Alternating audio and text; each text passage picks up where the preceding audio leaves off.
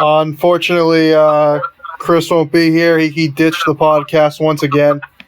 He's never here enough. All right. Big Ten scoreboard. Letter of resignation the other day. Yeah, exactly. He's moving on to the Big East podcast. He'll be starting. Nobody will watch it though, because no one gives a shit about the Big East. Yeah, they're struggling this past week. Yeah. Big Ten scoreboard. Never won a football game all week. Exactly. Purdue beat Northwestern. Ohio State beat Maryland, and Wisconsin beat Iowa. We're not going to talk about these games because no one really gives a shit. So, what are your thoughts about these games? The Purdue-Northwestern game, I didn't take much out of it. I don't think either team's that great. That's a hot take. But I thought Ohio State's win was pretty impressive. Just the overall how they played and just totally dominated Maryland. Obviously, Maryland's not good, so that's what you expect. But I thought it was impressive that I think they might have exceeded expectations for that game. And then the Wisconsin-Iowa game went down to the wire. I had the under, and it went over. God damn it! But yeah, Wisconsin should win, and that eliminates Iowa from the Big Ten championship game, and that explains why Chris isn't here today.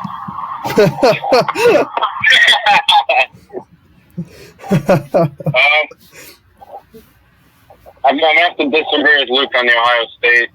It's Maryland. Mike and I have been saying all year how terrible Maryland would be at this point in the season. So, yes, putting up 70-plus points is impressive, but again, it's Maryland, and that means nothing. I was actually reading an article today that said Iowa's offense is like one of the worst in the Big Ten. They're averaging about 18 a game right now in conference play, so considering the dud they put up, I'm really not surprised. So, quality win for Wisconsin. What? But Nick Stam. Yeah, according to Chris, he's the next coming of Jesus himself. But no, Nate Stanley's not good, and the Purdue game nobody really gives a shit about. So it's not worth mentioning. Well, you will have to worry about Northwestern later because we have Northwestern UMass in the picks. Had to put that one on what there. A pick. Yeah, that game's on there. Northwestern like Northwestern like a 40. What? Isn't Northwestern like a 40-point favorite in that game? Yep. They have 1-8 Northwestern's a 41-point favorite over 1-7 UMass or something. Yeah, they were probably a 41-point favorite over Merrimack too last time they played those out. Well, oh man, I can't wait to talk about that game in the next basketball podcast. About how Providence was down 25 against Northwestern. But to the games, Northwestern had the lead late and just couldn't win. Of course, it's a tough year for them. Offense just not good enough. Ohio State, don't take anything out of it. I mean, against Michigan, the Maryland coaching staff was talking about how their goal wasn't to win the game. Their goal was to move the ball or something stupid. Their coaching staff doesn't even want to win the game. That's how bad they are. My gosh. I was actually pretty impressed with Iowa. I was expecting them to lay down and die for like the 7th straight time against a good team. They actually fought a little bit. They were a 2-point conversion away. Wisconsin's defense hasn't been playing the same over the past couple weeks. They need to get that checked if they want to win the Big Ten West. And Iowa can play spoiler this week if they can beat Minnesota. But it was a pretty good win for Paul Christ, or as I like to call him, Paul Christ, because he's basically Jesus Christ. The way he plays football. That's the way Jesus wanted to play it, That's probably how they played it back then. Let's move on to Michigan does not win this weekend. Another embarrassing week for Michigan. What's your reaction? Yeah, absolutely embarrassing. Shea Patterson didn't throw for a touchdown. He didn't complete a single pass. He didn't complete a pass. It was an embarrassing weekend. for Michigan all around. I just think they their offense got going, and then this week it just I don't think they got single yard. They didn't get a single first down all weekend long. I don't think they had one positive play, so I think they did not look good. Well, I would have to say, I think after all the games that Jim Harbaugh has blown, this has to be the worst. I think he has to be gone after this embarrassing performance. No run game, no defense. They didn't allow points. Bad game plan going into it, and he just got outcoached. Yep, I mean, on the positive side, they had 0 negative plays. They gave up 0 yards, 0 points. So, I mean... Turnover-free football. Yep, 0 turnovers. Although, I think Shea did fumble a couple of times. I'm sure he fumbled his remote or something. Very good at fumbling. Anyways, let's move on to the game of the century, or whatever the hell people are calling it. LSU over Bama, 47-41. What's your reactions on the game? Well, first of all, the game of the century stuff is bullshit. They bring that up every 3 years. The game of the century. I swear, there's been 3 Ohio State Michigan games in the past 10 to 15 years that have been the game of the century. There's been 3 or 4 LSU Alabama games that have been the game of the century. We've gone to the point where number 1 and number 2 basically play every single year. The game of the century is just absolutely absurd. I thought Chris would say otherwise, but I thought LSU absolutely dominated the game. I thought Alabama made some uncharacteristic mistakes, but LSU capitalized and absolutely dominated the game. I did see that.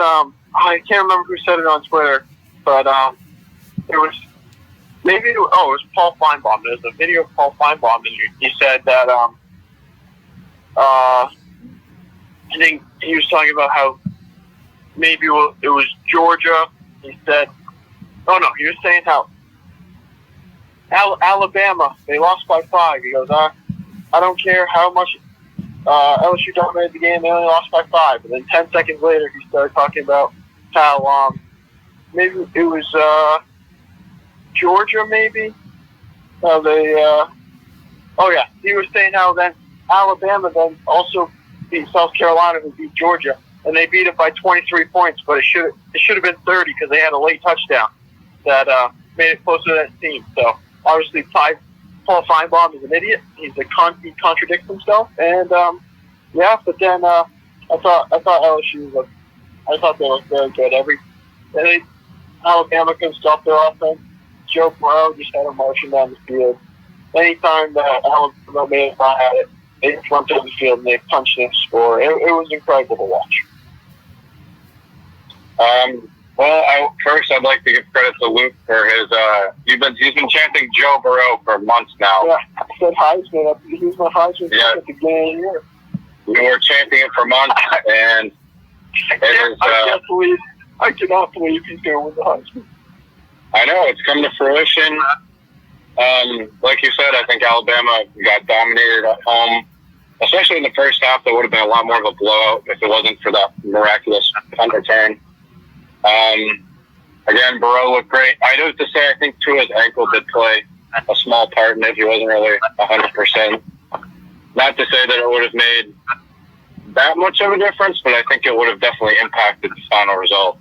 But I thought LSU looked great. I think they're for real, and now it's Alabama's kind of on them to see so they can win out and how they look in the playoff picture now with Georgia taking the 4 spot. Well, it was an impressive win for LSU. Nothing to take away nothing I can take away from them. Alabama didn't help themselves out with the stupid fumble on the first drive from Tua. Alabama and a turnover at the end of the half, which gifted another touchdown to Joe Burrow. But really, my main takeaway is how terrible of a talent evaluator Urban Meyer was. He decided to take Dwayne Haskins over Joe Burrow. And you could say all you want about how Dwayne Haskins is the number 1 passer in Big Ten history, but he's not going to win a Heisman, and Joe Burrow is. So He obviously is a terrible talent evaluator. Doesn't know what he's doing. Should have picked Joe Burrow over Yeah, 'cause that's why Dwayne Joe Burrow was Haskins. so good last year. He was so good last year when Haskins was playing. Yeah, I mean, listen, he would go into the Big Ten, and listen, you'd have him for an extra year, and you could let Justin Fields redshirt, and you'd have Joe Burrow, and then That Justin worked Fields. so well when they didn't let him play at Georgia. What? Yeah, Justin Fields has been great this year, Mike. Yeah, I know, but you could have both of them.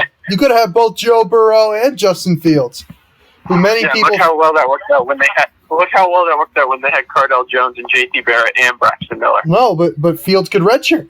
And there you go. You have him for. I guess you could have him for one more year, or he could stay for 2 years. Probably just one more year. But you'd still have Joe Burrow. I'm not gonna lie. I think bringing in Justin Fields was so smart because I don't think he's an NFL quarterback, to be honest with you. Well, no, he absolutely is. It's not. Well, I think he'll be drafted, but I don't think he's gonna. I don't think he'll go. Well, he's not gonna be one of those guys that goes after 3 years. If freaking Jalen Hurts can get drafted, my left nut can get drafted. I mean, seriously.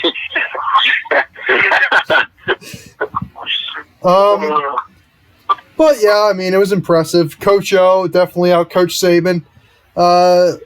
Roll Tide, what? Fuck you! Exactly. But I don't think that the difference in talent has never really been there. It's just LSU was running a stupid 1980s offense. They decided to modernize a little bit, and it's maybe Michigan should take a book out of. Well, Michigan just recruits soft recruits who they're just soft. They suck. I was going to say, Michigan switched to a spread offense this year. Michigan State's the one still running the ball straight up the gut every play. Yeah, well. But anyways. Mm-hmm. Well, it worked against Illinois, except for the fact that other stuff didn't work. You got the 25-point lead. But yeah, solid win for LSU. I think they are on the path to a playoff. If they just win out, and they can even afford a loss. I was just about to say they could. They can still lose. The committee loves the SEC. I know. Yeah, I know. Joel Klatt thinks Ole Miss is going to keep it close. 3-6 Ole Miss. I think they can afford one loss. I don't know if I don't think they can afford 2 losses. No. Well, yeah, they're not just going to sit down and die and not play the rest of the year. No. I mean, if they lose before the championship game, I think they have to win the SEC championship game. Well, yeah, obviously. Yeah. But if they win out, if they're undefeated going to the SEC championship game, even if they lose, I think they're in. Yeah, if they're undefeated, in that conference championship game, I'd sit all my starters. I don't give a shit about an SEC championship game. I only care about the national championship. Well, you can't get blown out. That's the thing. They can't go get run over. No, they're still in no matter that's what. why you put your backups in, so you have an excuse for why you got blown out. Just play it like a bowl game. No, listen. You could fucking run trick plays. you could do the SEC a favor. Be like, okay, we can get Georgia in the playoff.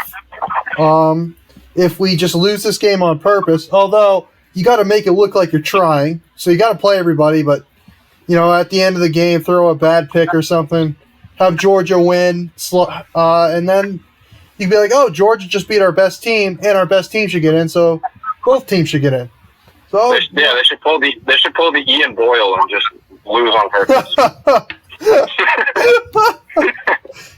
That would be the equivalent of being on the 1 yard line, up 7, and just taking a knee. What Ian Boyle did.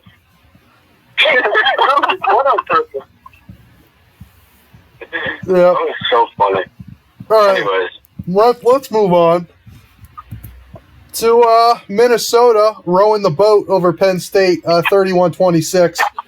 And also, did you see that PJ Fleck was skating with the hockey team earlier this week? So that's nice. What's your reactions on this game? I thought this game was a lot like the LSU Alabama game, in which the score was a lot closer than what the game really was. Not LSU, Minnesota absolutely dominated Penn State.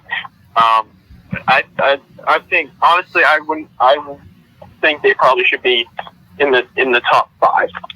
They have arguably the second best win. They look so good. I know their out of conference schedule is weak and they barely beat Georgia Southern and the other teams, but I think they look really good right now. And I know I think that's deserving, but Minnesota, I think, is very deserving to be up there in the top 5 or 6. Yep. Well, Luke, what was the chant that you kept saying throughout the whole game?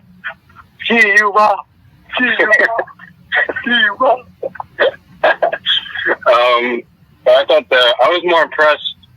I think first I was impressed with Tanner Morgan. I think he played pretty flawless on the offensive side, but I thought Minnesota's defense really exposed Sean Clifford. I don't know the corner's name or whatever, but picked him off twice.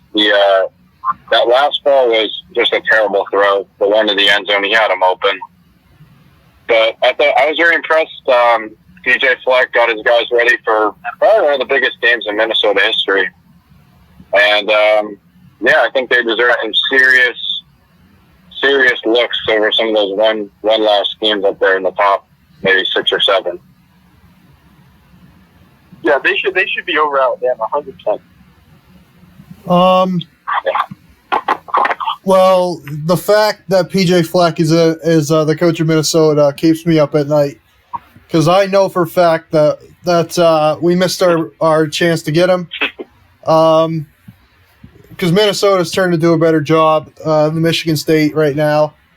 And, you look at PJ Fleck. Well, I'll get to the game in just a second. But if you look at PJ Fleck, he is Jim Tressel 2.0.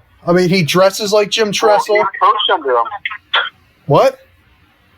He coached under him. Yeah, he was a grad assistant under Jim Tressel. He dresses like him with the tie. He coaches like him. He's all about time possession and defense. Yeah, Tressel ball. Yeah, that's what their offense is. It's modern Tressel ball. That's what D'Antonio tries to play. He doesn't have the horses that than PJ Fleck has. He plays Tressel ball without the modern. What?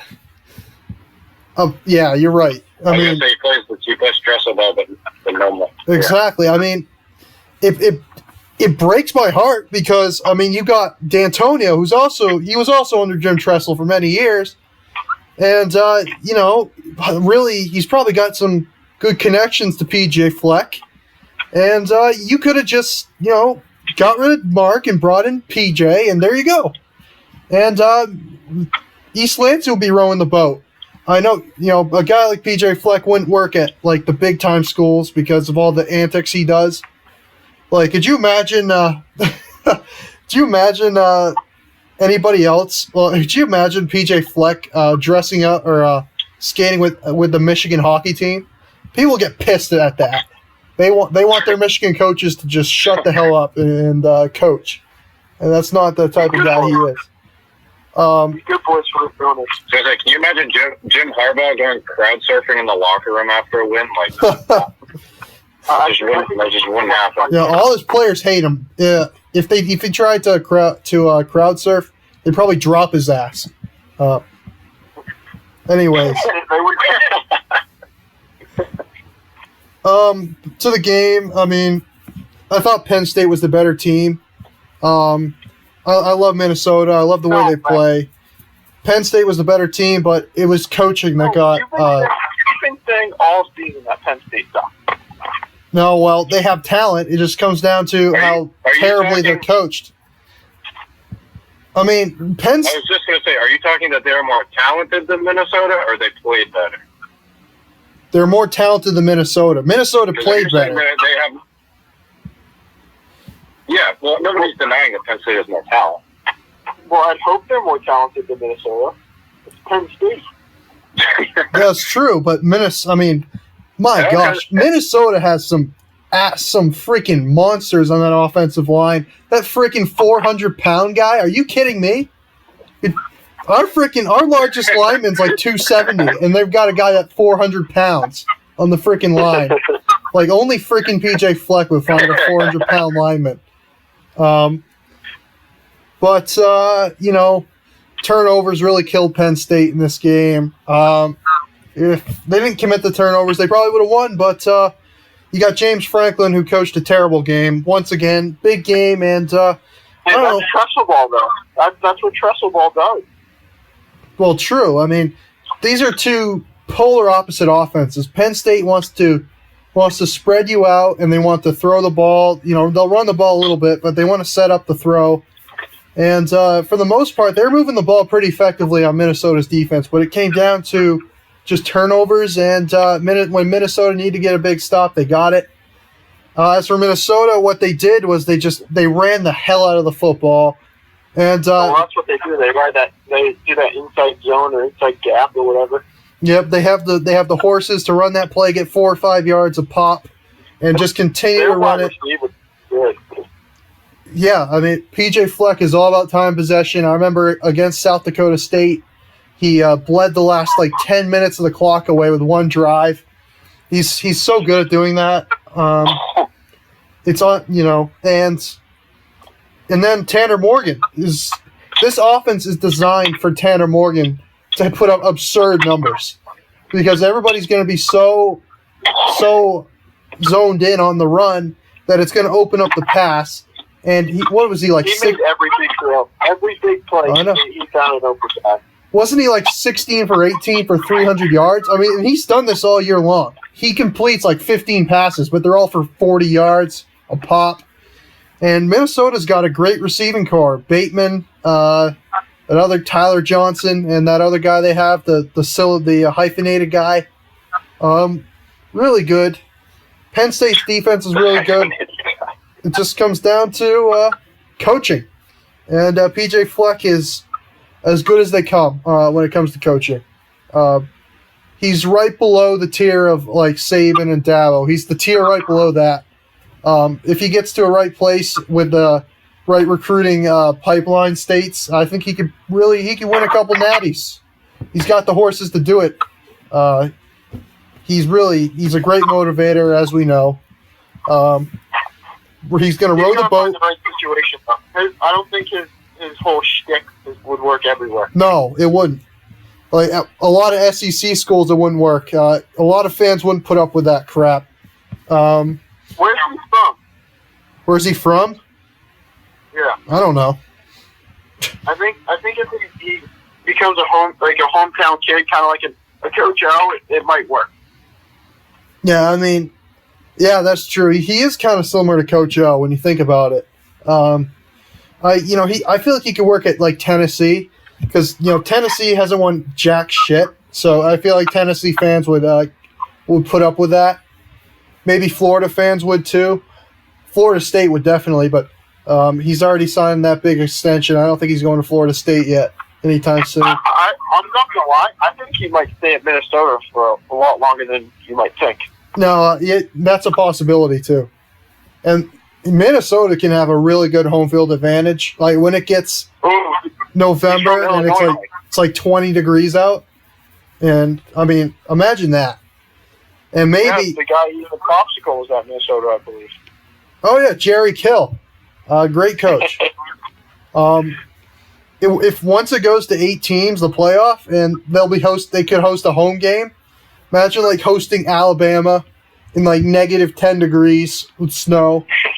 Yeah, good freaking luck, Alabama. Okay. Anything else on this? I think there's one factor we haven't talked about. Yeah, there's one factor I don't think any of us mentioned was the James Franklin choke effect. Oh, I mentioned it. He's a terrible coach. PJ Fleck was running circles. Yeah, he was running circles around James Franklin with his dumb face just staring at the scoreboard after Clifford threw that last pick. He's threw 20 yards behind. I don't understand. He's such a bad coach.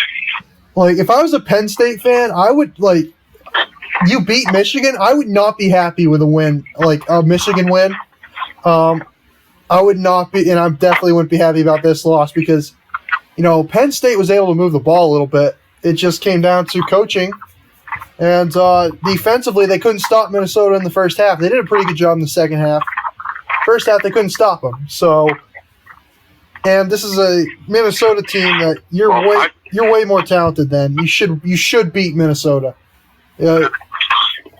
Once PJ Fleck gets his good recruits in, you're fucked, James Franklin. This is like his first recruiting class. So good freaking luck. Well, I just find it funny because Penn State finally gets, like, they've been clamoring that they need to be in the playoffs, and as soon as they get to number 4 in that first week, they just throw a dud against Minnesota, and they're right back out of it. So I just found that funny. They might lose to Indiana this week, too. That would be the most Penn State thing to do. Yeah, it wouldn't surprise me. I know. All right. Well, I think, too, which going back to the Michigan game, I mean, one, it was a home win, which was Penn State's biggest home game of the year.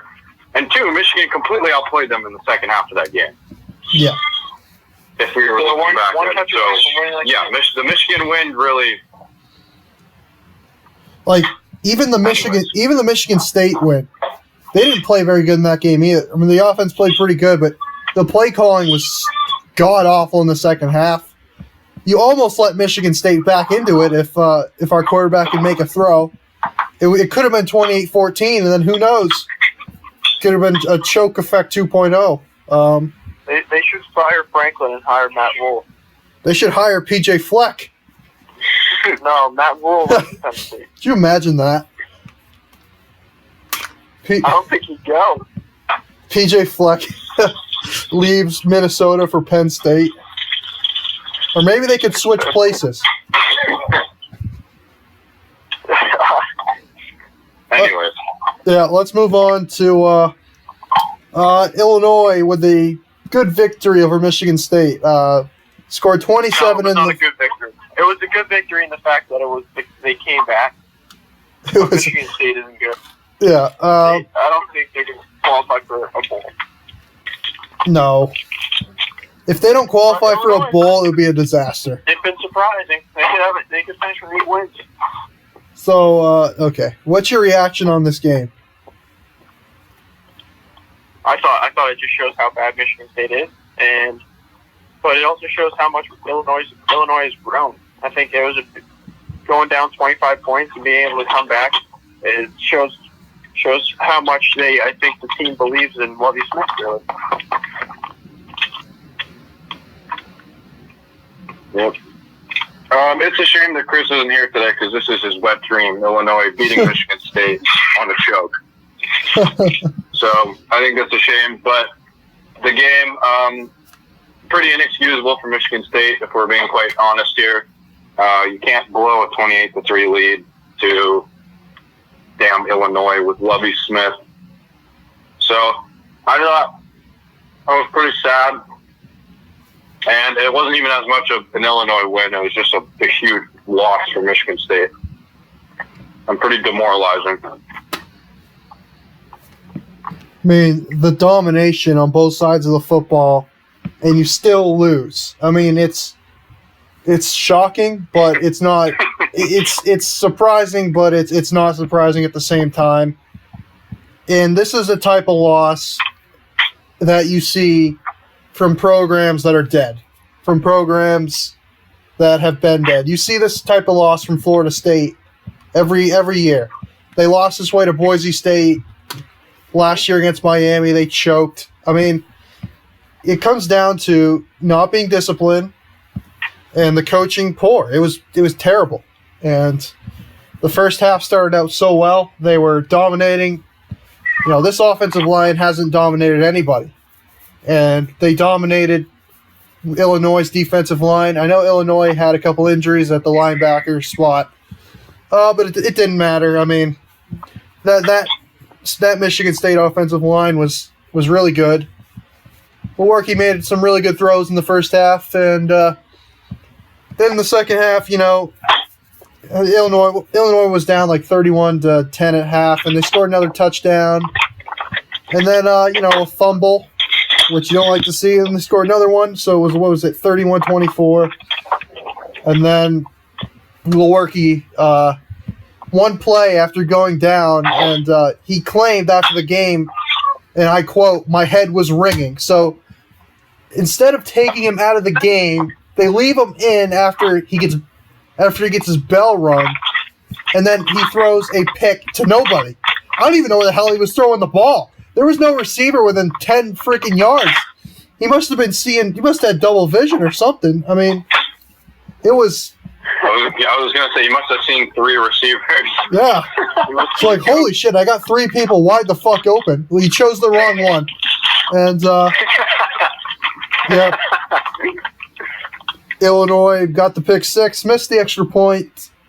Then a pretty good drive down the field to make it 34th to 30. And then the most inexcusable sequence of events for the defense. I mean, even though they gave up, they gave up 24 points before this. One was off a turnover. A couple were off turnovers, actually. So the defense wasn't playing that bad. And then Illinois had a 4th down and 16.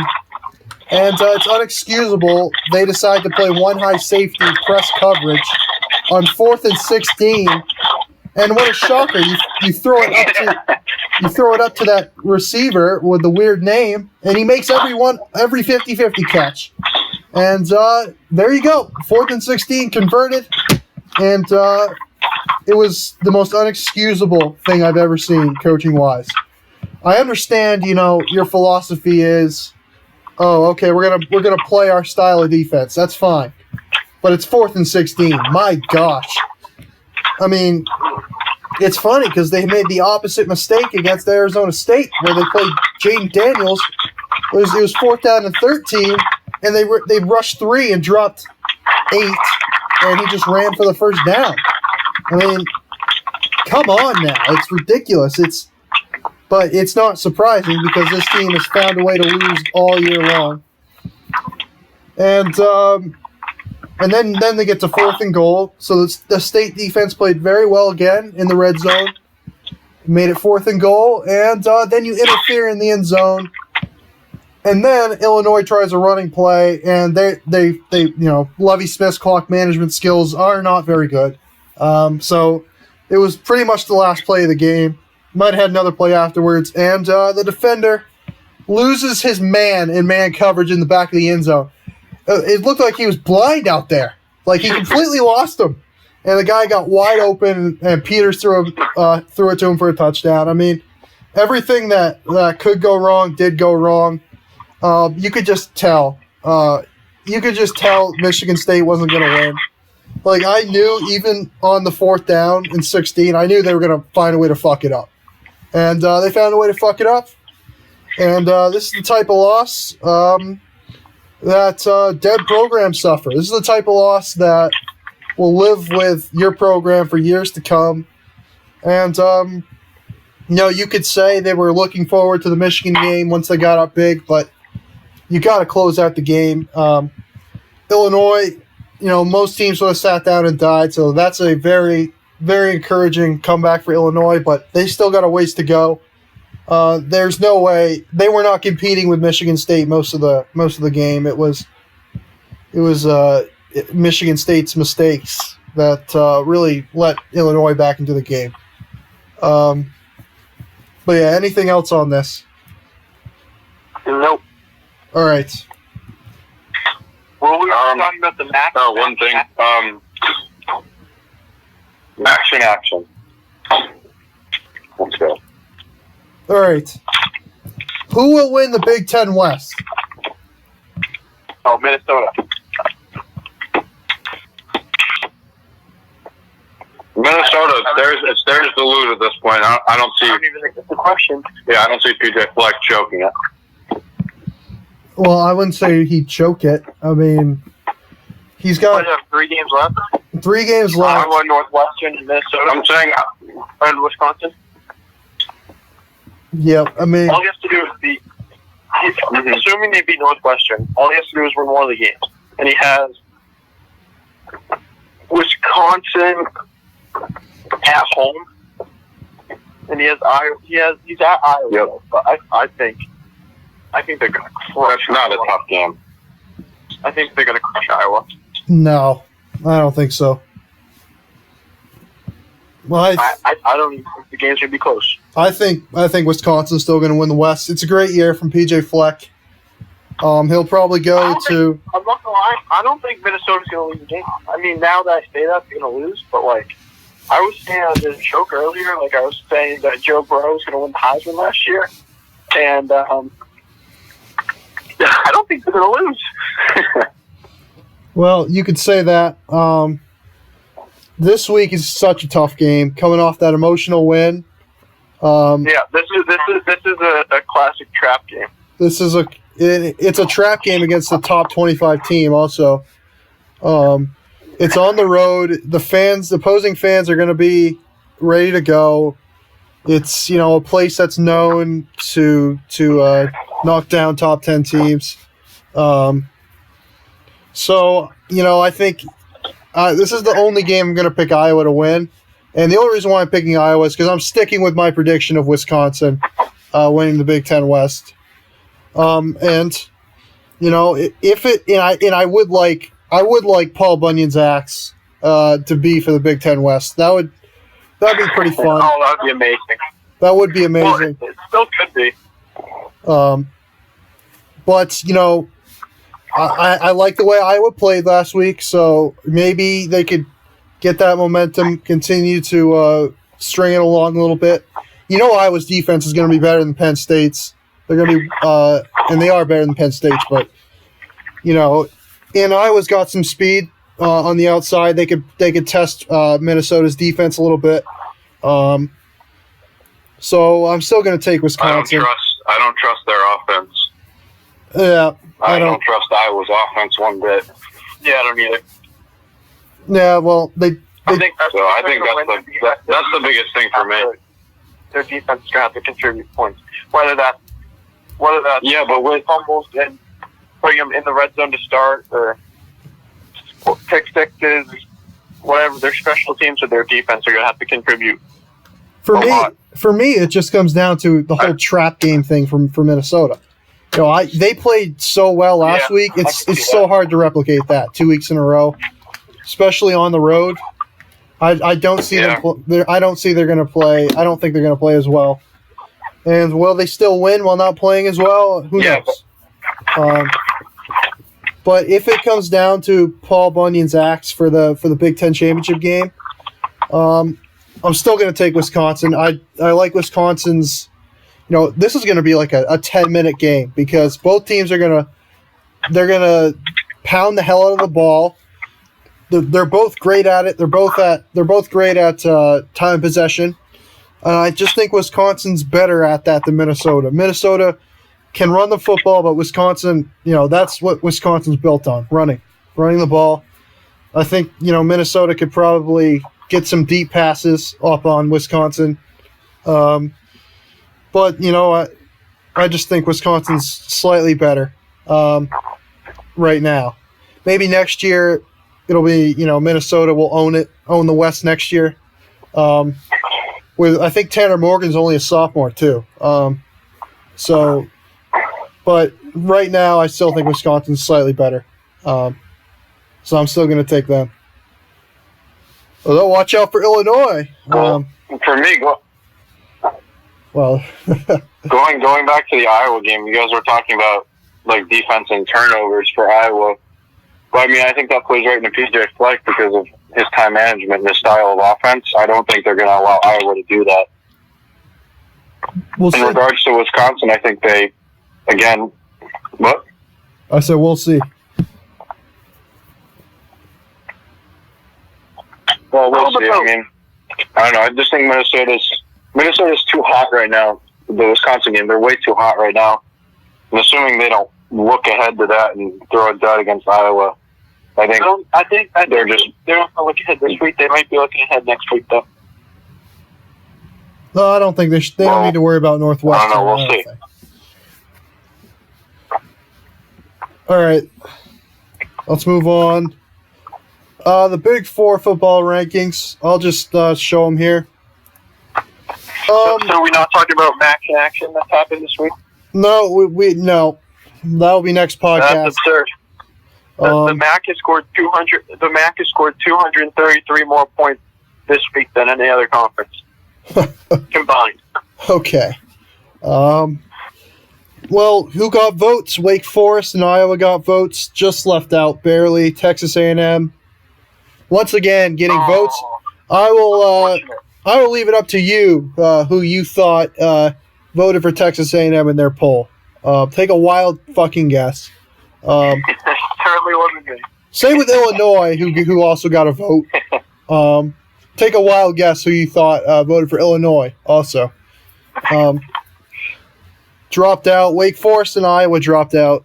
But like I said, they barely missed. It was very close. Boise State comes in at 25. Then Texas. Navy at 23, staying right there. They got a big matchup with Notre Dame this week. Yeah, they're saying Notre Dame's not going to be able to sell it out. What a joke of a program Notre Dame is. They say this is one of their biggest rivalry games they play every year, and they can't even sell it out. They're going to lose their sellout streak. SMU at 22. Embarrassing. Kansas State at 21. They dropped 5 spots.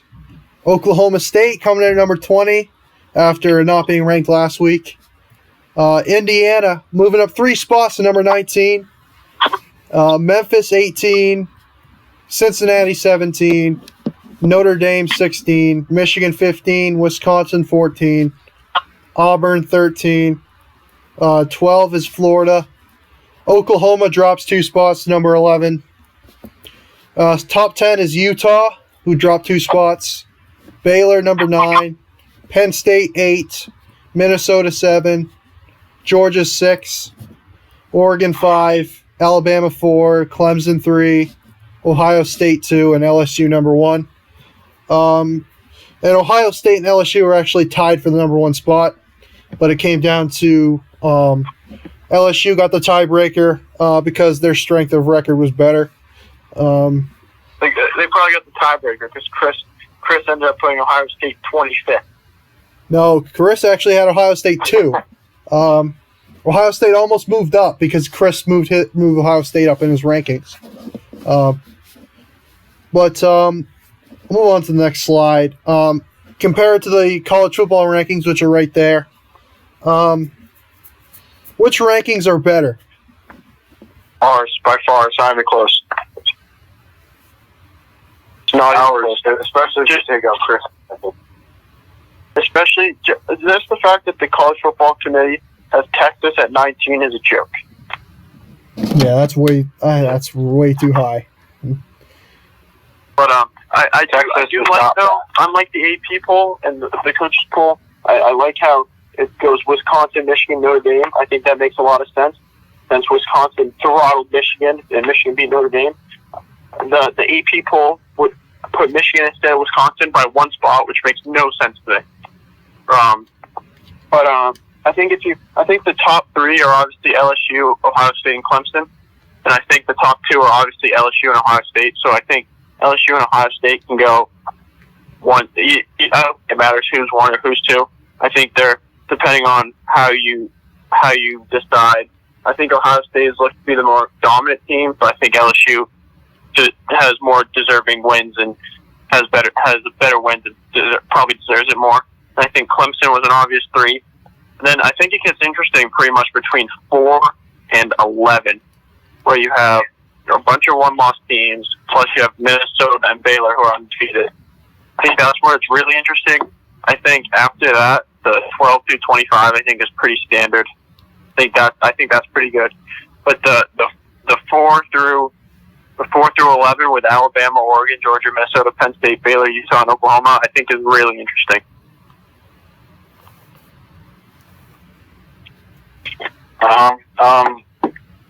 I'm just kind of curious.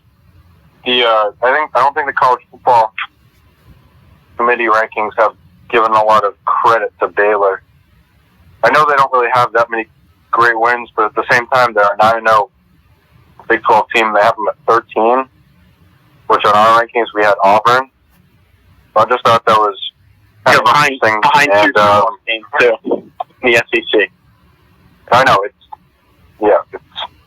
like just looking at this year. If you look at the committee's rankings, you can't tell me that you have 2 lost Oklahoma, 2 lost Auburn over no loss Baylor. That just doesn't make any sense to me. And we had Penn State and Minnesota pretty similar, but I think 4 through 6 and even 7 is the most interesting right now. Between Alabama, Oregon, and even Utah and Georgia, if you want to throw Utah in there. But I think those in that 4 spot, assuming Ohio State, Clemson, and LSU can hold kind of where they are, I think that'll be interesting to see how Oregon, Alabama, and Georgia kind of play out. If Ohio State, LSU, and Clemson all went out, I think that 4th spot is going to be very interesting. Yeah. I don't know. I feel like the committee, if LSU loses a game, they'll still be in. But I feel like if Ohio State lost the game, I don't feel like it'd be the same. I think it depends on who they lose to. Because if they beat Penn State and then they play in the Big Ten championship game and win, I think they're in. But if they lose to Penn State, and that means the Big Ten championship hasn't meant crap.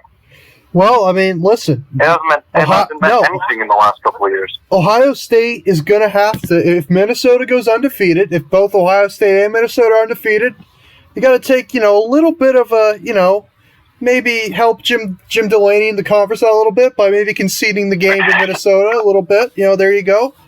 Throw a bone to Minnesota. That would be epic collusion, though, because then you'd have, maybe you'd be like, oh, let's have the easier team in the playoff. We'll just have Minnesota win or whatever. But who knows? No team's ever going to do that, except for Nick Saban, who lost the Iron Bowl on purpose a couple of years ago.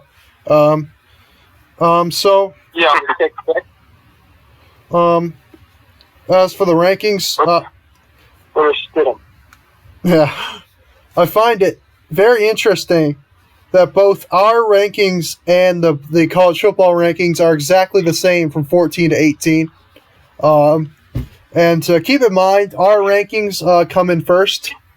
They weren't computed until today, but they all come in first. And the college football playoff comes in on Tuesday, so we usually do ours on like Sunday or whatever.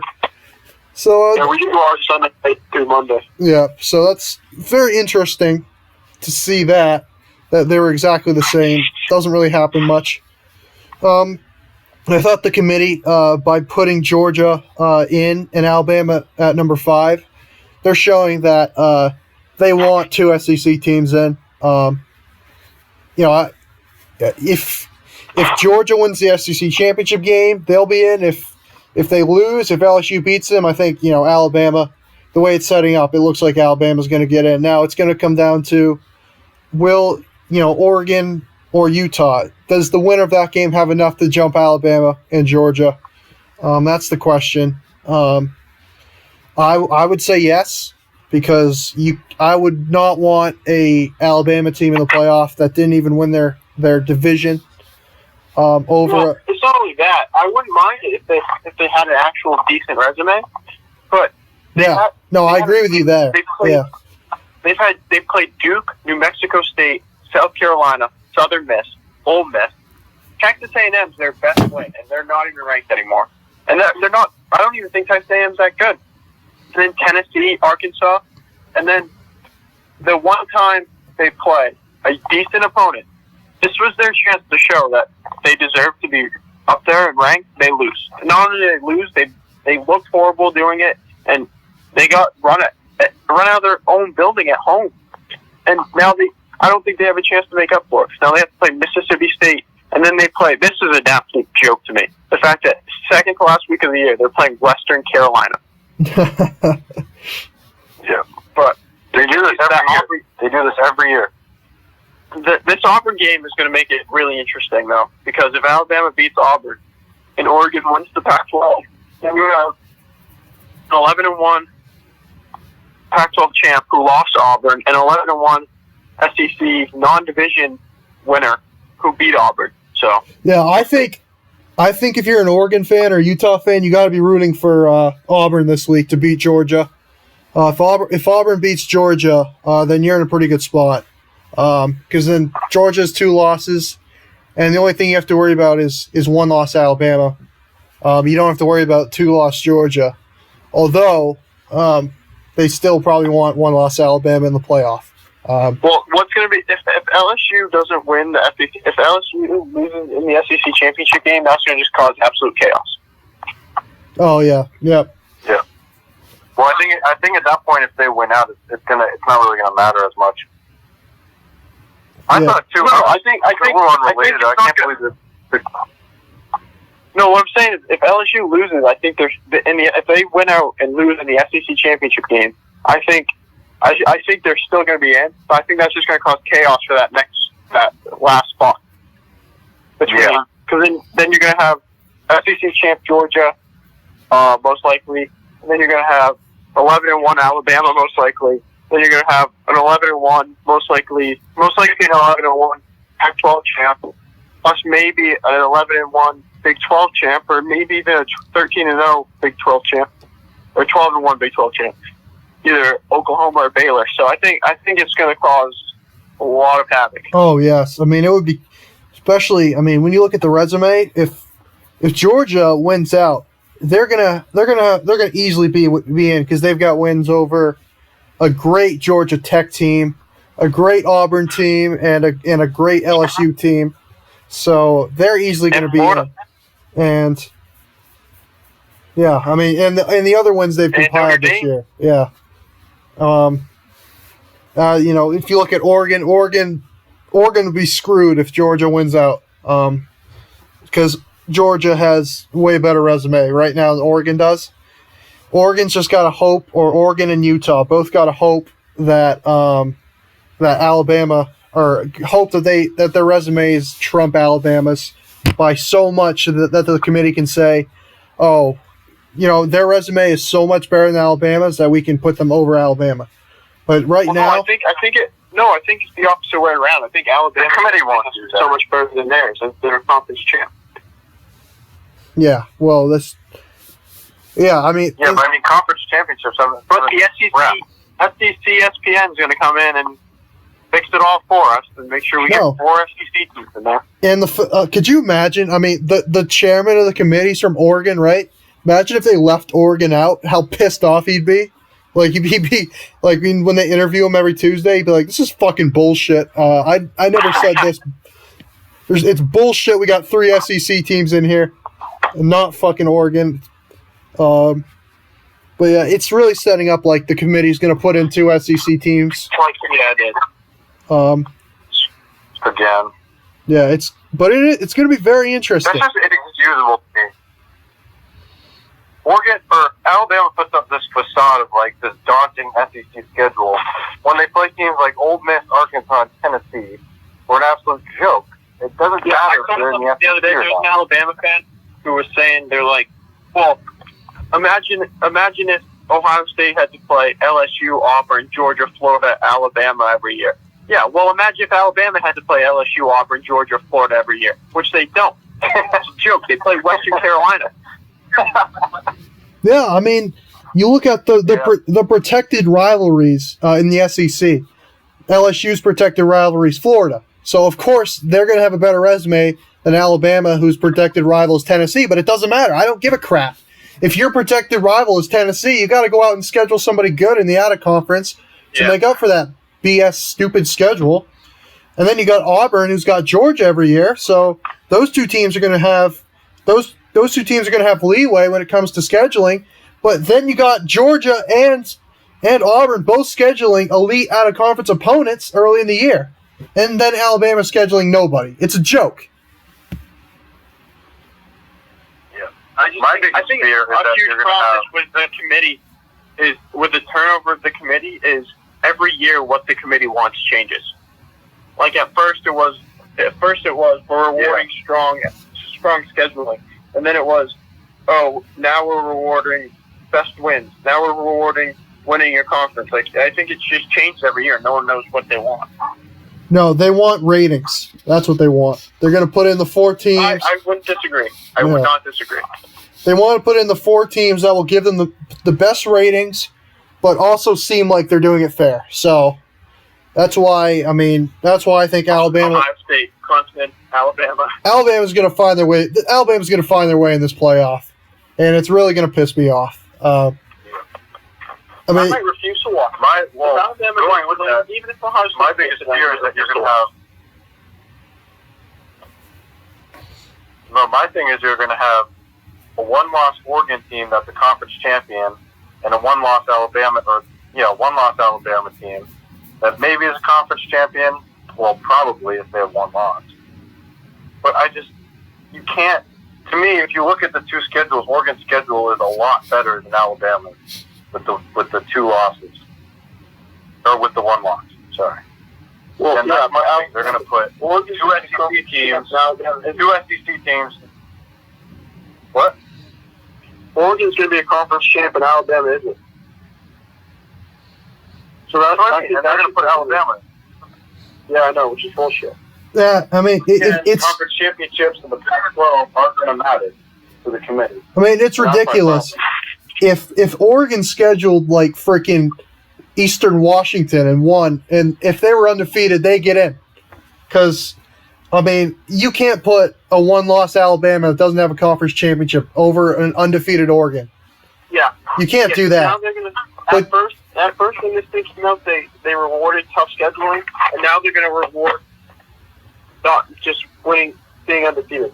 If Oregon just didn't schedule an FCS team, or a low FCS team, if they're going out and scheduling Auburn in a tough game, they would be in. Yeah, and the only time that I thought it was acceptable to put in a non-conference champ was Ohio State in 2016 when they didn't win their conference championship game. I mean, they won at Oklahoma, who was the Big 12 champ that year. So I mean, they deserved a little bit of leeway because they basically played a conference championship game in week 3 or whatever. They showed they could play up to that level of competition. Yeah, if Alabama went to Norman and won this year, I wouldn't give a crap if they didn't win their conference. I mean, well, it doesn't even have to be that tough of a game. Even if they went to like, if they went to App State. They went to like UST. Okay, no, let's calm down. Well, no, it's still like the LSU game was at Alabama. Yeah, I know, it's bullshit. They didn't even play at LSU. The one game they scheduled that's good, they don't even play on the road. Where's the Auburn game this year? You know? No, it's on the road this year. Auburn. Yeah. They're at Auburn? I think so. Okay. It's very. Maybe that's one good road one year. Listen, if Auburn beats Georgia this week, Alabama's in the playoff. If Auburn loses, not if they lose to Auburn. Well, yeah, but I think they'll beat Auburn. Well, okay, let's say they beat Auburn. I hope Auburn beats them so bad. If Auburn beats Western Carolina beats them. Listen, they made the playoff tied with the Citadel at halftime. So I mean, that's true. But I mean, Georgia. You look at Georgia, the great resume. If Georgia beats Auburn and wins, it wins the conference championship game, they're in. But and that would really ding Alabama's win. So it comes down to Alabama and Georgia to me. If Georgia wins the conference championship game, assuming they beat Auburn and they win the conference championship game, if they win out, they're in. If they lose to Auburn and win the conference championship game, it will get a little bit interesting. I still think Alabama gets in there. And if Auburn wins out, watch out for Auburn. No, but here's the thing. That would mean that Georgia beat LSU. And then LSU beat Alabama. Yeah, that's where it gets interesting. Yep. All right, let's move on to the picks. Well, I don't know what the picks were last week because Chris has them and he didn't send them. So, so he's probably losing by 30 games. Yeah, he's going to come back and say he went undefeated and we all lost every game. But he'd still be out of first place. So, yeah, he's going to say the games we picked weren't even the ones that he told us. He said it was FCS week and he went undefeated and we all picked FCS teams.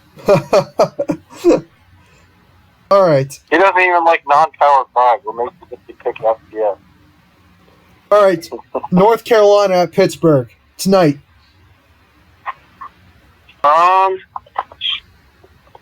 Pitt. Yeah, I'm gonna have to go with Pittsburgh.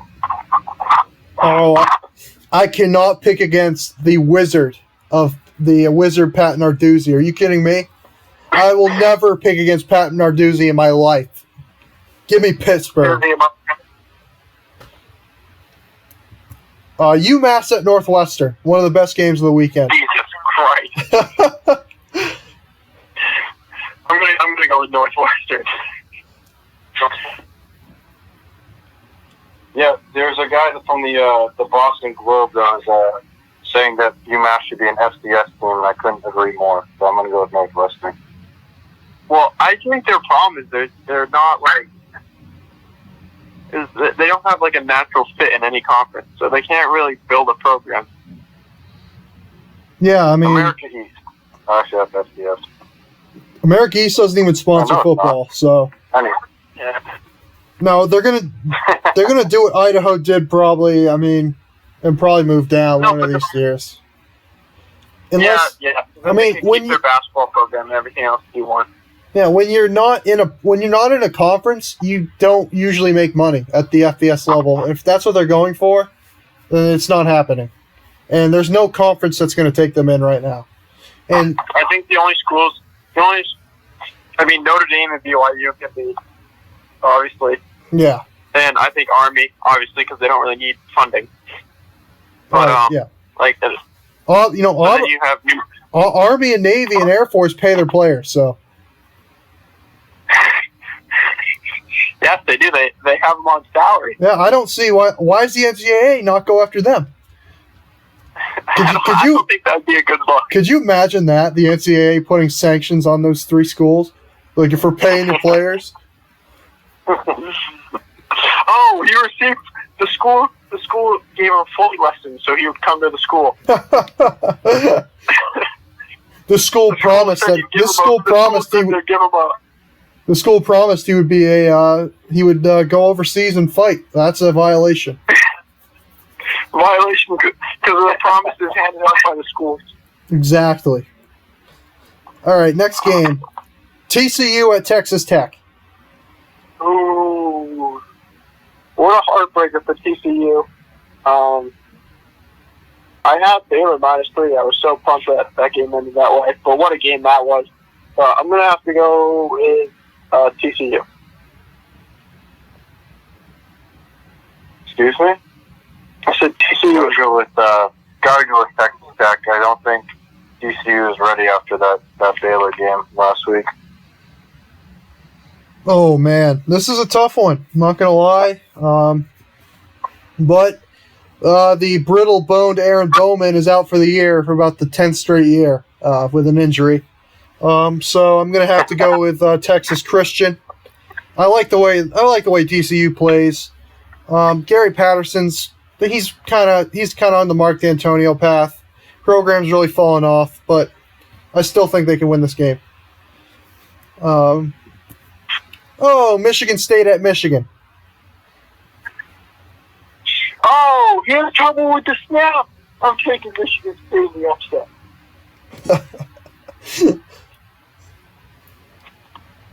I think Michigan State, as much as D'Antonio's fallen off the last couple of years, he always gets his guys ready for this game. But I don't think Michigan State's any good this year, so I'll pick Michigan, but they're only going to win by about 3. Oh, okay. Interesting game here. The trenches is going to be where the game's won and lost. Michigan's got big advantages in both trenches right now. But, the way Michigan State's O-line played, maybe that's why Army gave Michigan a game, because they're used to the trenches. Yeah, listen, maybe Michigan State will pull off the triple option a little bit. Maybe a little bit of a wrinkle under Mark D'Antonio. Maybe he'll bring back the triple option for a game. What would you do if they lined up first play triple option? No, just to troll Michigan. Just to troll them. First play of the game, triple option, and don't run it for the rest of the game, just to troll them. Maybe what if it goes for a touchdown? They Too? should come out. They should come out with Wildcat. Come out. Run Wildcat the whole first drive. It might be more effective than your offense. Run a pooch punt on the first play of the game. Just completely give up. We'll play an extreme trustable ball. Extreme trustable ball.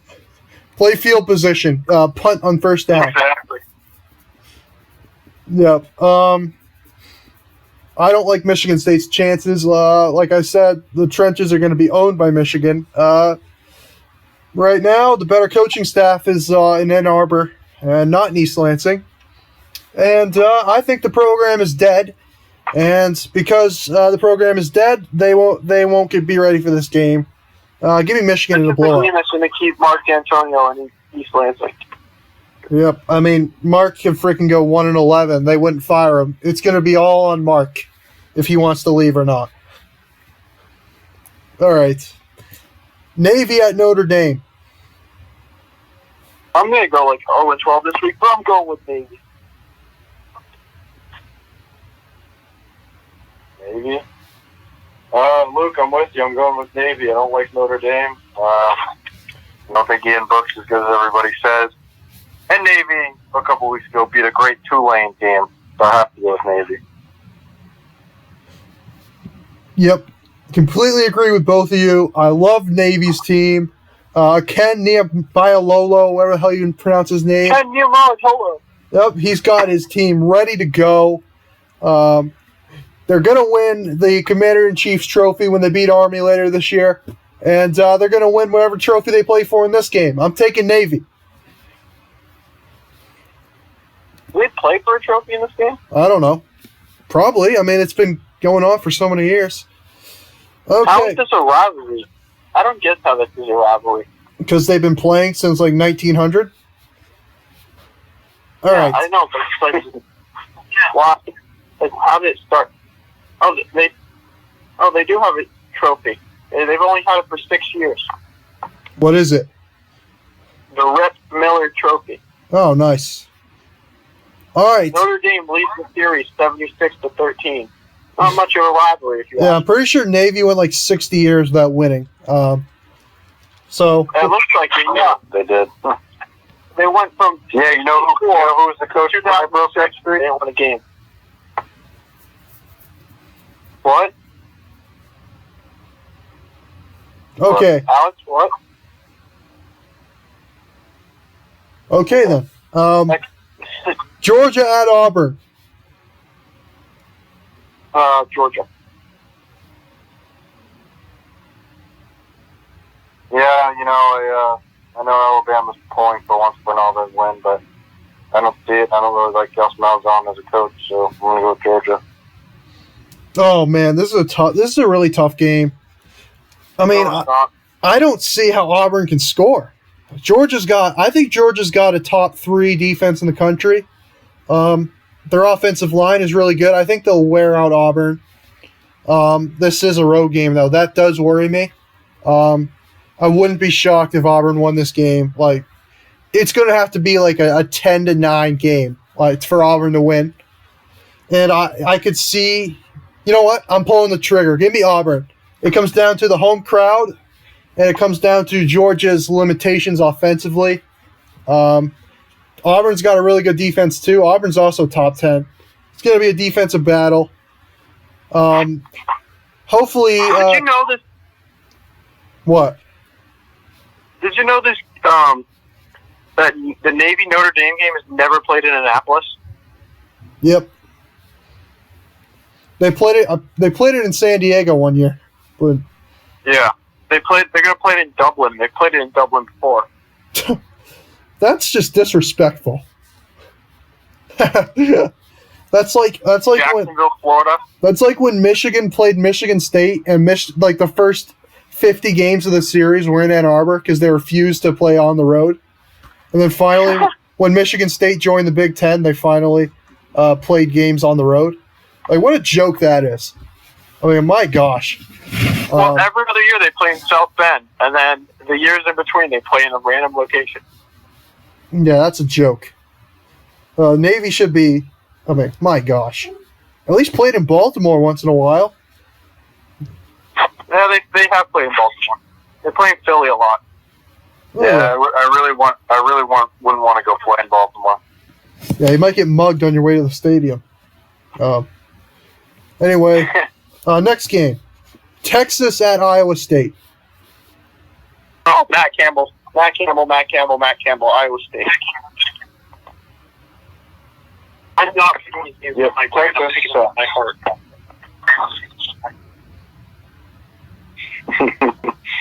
Texas sucks. They are not back. And I'm going to have to go take Iowa State. Here's my problem with Iowa State. Iowa State has played a lot of close games this year, and they've lost every single one.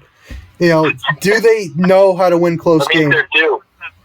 Well, you could say they're due. I've also seen this with Michigan State, where we lost every single close game last year. It's sometimes it's just in your DNA to lose close games. So I'm going to take Texas because I don't think Iowa State can win a close game. All right. Ohio State at Rutgers, game of the week. What's the spread on this game? It was like 52 last time I checked. That's it? Yeah, that's what I said. I said that's it. I think that's going to be an easy cover for Ohio State. I'm going to go with Ohio State. As much as I really want to pick Rutgers here,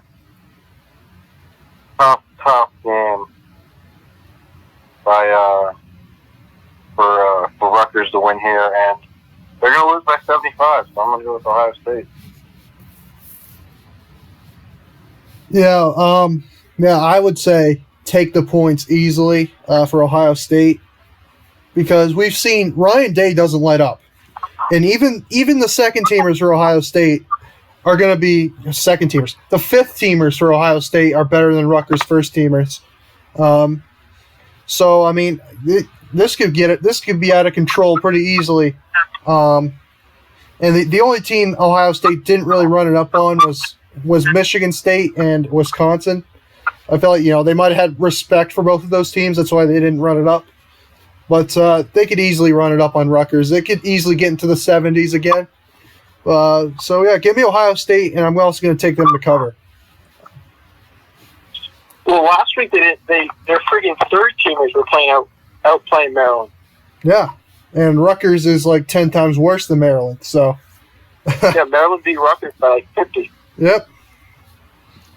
All right, Wake Forest at Clemson.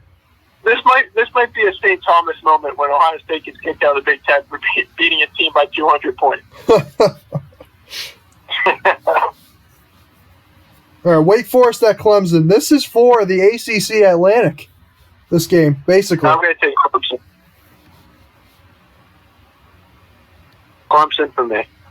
Luke? Yeah, Clemson. Well, the ACC has been a proven conference all year. And I'm going to go Clemson in a blowout. I just don't think Wake has the juice this late in the season. Again, I hope Wake wins, but... Yeah. That'd be cool. Clemson knows they have to win out to make the playoff. They have no margin for error. And when you look at Wake Forest, they just got blown out by Virginia Tech last week. I think they were looking ahead to this game. And I really think that really hurts their confidence.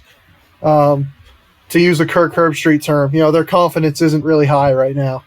But I really like Clemson's confidence, so give me Clemson. All right, Minnesota at Iowa. Minnesota. Row the boat, see you, Ma. Yeah, I don't trust Iowa, and I like Minnesota. Might be a little closer because of a letdown emotionally from Minnesota. Yeah, now that everyone believes in Minnesota, they're going to win. Yeah. Yeah, I agree. Only James Franklin. That's what he does at Penn State. Yeah, row the boat, see you, Ma. Go Hawkeyes. I'm taking Iowa. I've talked about this game a little bit earlier, but I just think it's such a trap game for Minnesota, and there's no way they're gonna be up for it. I mean, the old what was it? The old what's the former Notre Dame coach with the weird accent? What's his name? Will Holt. Yeah, Lou Holtz had a famous quote. You Holtz. can't get your team up to play. You can't get your team up to play 2 straight weeks. His quote was something like that. And it's going to be tough to get them up for this game. I think the quote was more like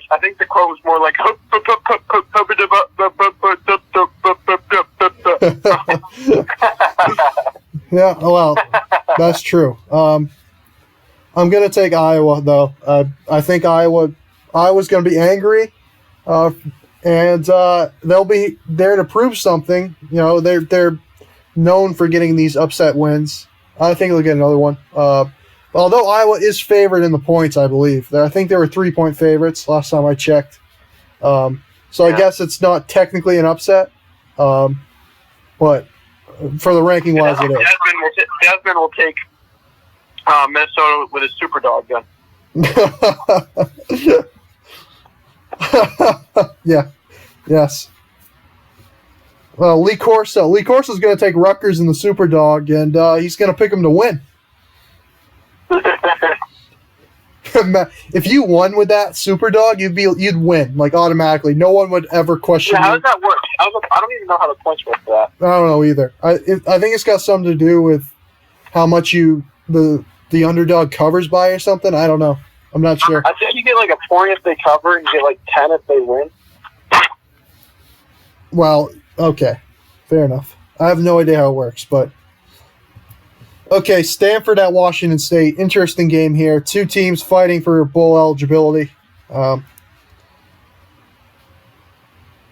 taking Washington State. What was the game? Stanford at Washington State. Oh, it's hard to bet against Mike Leach. I'm going to go Washington State. Yeah, but I couldn't agree more. I don't like Stanford. They're talking about a program that's in a death spiral. David Shaw needs to be fired right now. But he's another one of those guys that will never get fired. But Mike Leach, it's a tough year. Wazoo, they've struggled in the close games this year. Wazoo has, but I think this won't be a close game. I think they'll win by a significant margin. So give me Washington State. And maybe Mike Leach can win the Apple Cup this year. That's something I think he's only done once in his tenure at Washington State. But watch out for that game. Yeah, if he wins the Apple Cup, he'll be drinking beer out of it. Exactly. Arizona State at Oregon State. Oh gosh, probably Oregon State for me. I like them. I like what's his name, John Smith or something like that. Jonathan Smith. Yeah, I like what he's doing. What a basic plain name. I shouldn't be talking, but well, no. Not basic. I'm gonna have to defer from Luke here. Yeah, Luke. Yeah, both of you probably should. Well, no, all 3 of us shouldn't be talking about basic names. I don't know. My name's not totally basic. You do have like the 2 most common last names in the U.S. Fair enough. Fair. That's okay. True. There's a rapper named. I'm gonna have to defer here from. I'm gonna defer from Luke. I'll take Arizona State. Yeah, I mean, just keep in mind the rapper was named after me, and the quarterback was named after Alex. True. His leg is also snapped right now. But Yeah, well, don't wish things on people because who knows. Well, he was on the phone with Urban Meyer apparently, and Urban Meyer told him go break a leg, and it's too literal.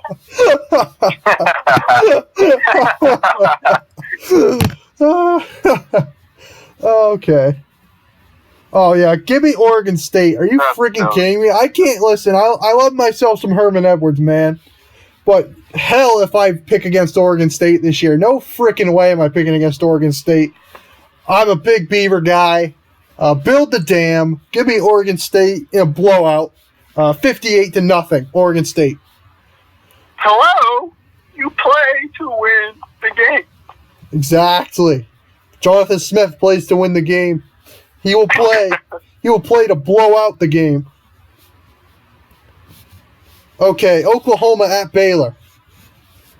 Oh, this is the game of the week.